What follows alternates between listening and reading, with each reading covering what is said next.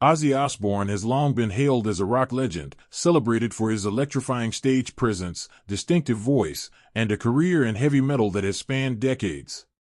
From his early days leading Black Sabbath to his success as a solo artist and unexpected rise as a reality television star, Ozzy has consistently held a commanding presence in both music and pop culture. Fans have watched him navigate the highs and lows of fame, witnessing dramatic setbacks and inspiring comebacks. Now, however, the iconic Prince of Darkness has broken his silence about his ongoing health challenges, and what he reveals is heartbreaking. Long before he became a symbol of rock rebellion, John Michael Osborne was just a boy from Aston, a working-class area in Birmingham, England. Born in 1948, Ozzy was the fourth of 6 children in a cramped household with little money and even less space. Life was rough, noisy, and grounded in hardship, conditions that would ultimately fuel the raw edge of his music. Struggling in school due to undiagnosed dyslexia and enduring constant bullying, Ozzy found solace in music. The moment he heard the Beatles' "She Loves You," something ignited in him. That spark eventually turned into a raging fire as he committed to a life in music during his late teens. Everything began to fall into place when he joined forces with guitarist Tony Iommi, bassist Geezer Butler, and drummer Bill Ward.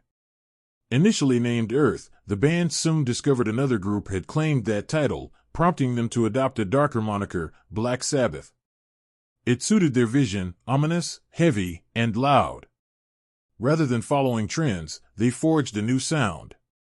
When their debut album dropped in 1970, audiences didn't quite know what to make of it. But Ozzy's eerie vocals layered over Tony's thunderous guitar riffs struck a nerve. Almost overnight, Sabbath went from a band to a movement, birthing an entire genre. Albums like Paranoid, Master of Reality, and Volume 4 revolutionized rock music.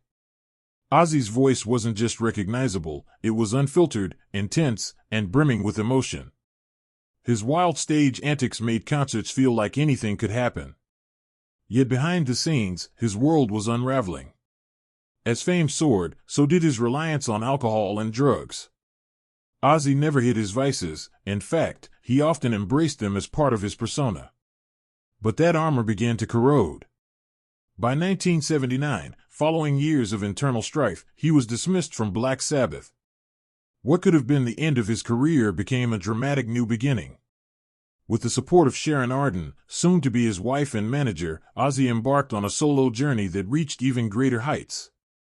His debut album, Blizzard of Oz, released in 1980, introduced fans to iconic tracks like Crazy Train and Mr. Crowley. Backed by a new band and featuring young guitar prodigy Randy Rhoads, Ozzy found renewed energy and creativity. His sound was tighter, bolder, and completely reinvigorated. Audiences didn't just listen, they were captivated. But the chaos of his personal life didn't fade. Ozzy's struggles with addiction intensified as the pressure to perform and maintain his wild reputation mounted. Tragedy struck in 1982 when Randy Rhoads was killed in a plane crash during a tour. The loss devastated Ozzy. Rhoads had been more than a bandmate, he was a friend and grounding force. Grief set Ozzy spiraling. His drinking worsened.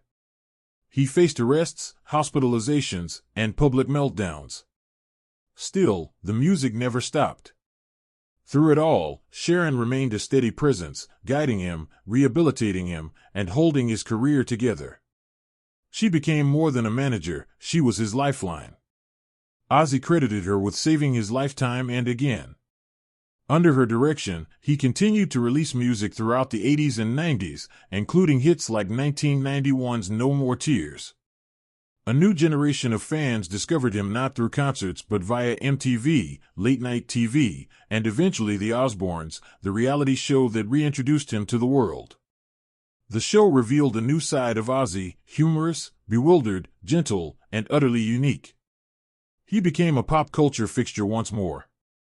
But what audiences often laughed at, his slurred speech, unsteady movements, and absent-mindedness, wasn't just for show. Beneath the surface, something more serious was unfolding. Years of physical punishment were catching up with him.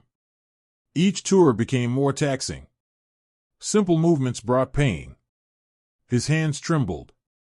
He stumbled more often. Yet Ozzy rarely acknowledged the toll his body was taking. He kept performing, kept pushing, because that's all he had ever known. Eventually, the signs could no longer be ignored. Shows were canceled more frequently. Interviews became harder to follow. Fans expressed concern, but Ozzy largely deflected, often responding with humor. The myth of the invincible rock god endured. He had defied the odds before, rising from a factory worker in Birmingham to a global icon, surviving a lifestyle few others could. He lost friends, faced death multiple times, and still came back. But even legends have limits. And slowly, Ozzy began to face him. The world that once revolved around sold-out arenas and chaotic energy began to quiet down. The spotlight dimmed, not because he was forgotten, but because, for the first time, he had to slow down. He began spending more time at home. The man who once roared across packed stadiums was now following medical advice, measuring pills, and counting each careful step just to make it across a room. Just when it looked like he had finally found balance, everything began to shift beneath him, a quiet, hidden decline. For years, Ozzy Osbourne, known affectionately here as AZ, never stopped moving. Even as his health began to falter, he kept pushing forward. He'd cancel one performance only to book 3 more. He'd fall on stage, get back up, and carry on. But over time, things began to change, not just physically, but in other ways too. He wasn't speaking as often. Interviews became rare, conversations with fans less frequent, even his voice in the media grew faint. In 2019, Ozzy disclosed that he had suffered a serious fall at home, which worsened old injuries from a 2003 ATV accident. He underwent surgery, but recovery was slow. Then in early 2020, he shared something no one expected. He had been diagnosed with Parkinson's disease, a progressive neurological disorder. This wasn't the kind of announcement fans anticipated from the Prince of Darkness. He symbolized strength, chaos, and survival, not illness and decline. But this time, there was no facade. During an emotional interview, Ozzy admitted he was uncertain about the future. Despite the diagnosis, he didn't stop trying. He released new music, spoke about recording again, and even hinted at touring, though many doubted he could manage it. Behind the scenes, he was undergoing treatment in Switzerland, leaning on his family, and clinging to the hope that he might recover. As time passed, the silence crept back in. His public appearances became scarce. Sharon offered occasional updates, but Ozzy remained largely out of sight. In photos, he appeared frail, thinner, more distant. Rumors swirled. Was this the end? Would he ever return? Close friends insisted he was still fighting. They spoke of good days and bad ones. But even his good days didn't look like they once did. He needed help to walk, couldn't stand for long, and performing, something that once came effortlessly, required exhaustive preparation. Still, he never fully let go of his dream. Music, he often said, gave him a reason to live. It was no longer about fame or fortune. It was about connection. The stage had always been the one place where he truly felt alive. He wasn't ready to let it go. Yet, each passing month made that dream feel increasingly distant. Tours were announced and then quietly withdrawn. Appearances were scheduled, then canceled. Each time, fans hoped for a miracle. Each time, reality grew harder to ignore. Ozzy, the man who once drowned out the world with his voice, was fading into silence. Even so, in rare moments, he clung to one refrain, "I'm not done yet." But his body told a different story. He relied on assistance to walk. He was frequently hospitalized. He spoke and smiled less. Slowly, he retreated from public view. All the while, this figure of endurance, who had outlasted nearly all his contemporaries, was enduring one of the most difficult chapters of his life. Those close to him described a man deep in reflection. He wasn't angry, but he was weary. Some days, he couldn't get out of bed. At times, he wondered if he'd ever sing in front of a crowd again. For Ozzy, that thought was devastating. Yet, behind the silence, something was stirring. Something unspoken. A decision. A final act. A closing chapter on his own terms. By 2024, that silence became the loudest part of his story. Each rare glimpse, each grainy hospital photo, each hushed update only deepened public concern. Fans studied his face for answers. Was he improving, or was the end unfolding in front of them? Sharon remained adamant, he was still fighting. His children shared that he was in good spirits. But privately, things had grown more complex. Parkinson's, spinal problems, nerve damage, surgeries, his body had endured more than most people could comprehend. Still, he hung on. He gave occasional interviews, made brief appearances on the Osbournes' podcast, and spoke about how much his family meant to him. But the fiery spirit, the sharp humor, those had dimmed. His energy was quieter. His gaze, more distant. Amid all of this, something surprising began to take shape. Quiet signals. Subtle movements. Ozzy was working on something. Not loudly, not publicly, but purposefully. There were whispers about music again, not the usual talk of tours or albums.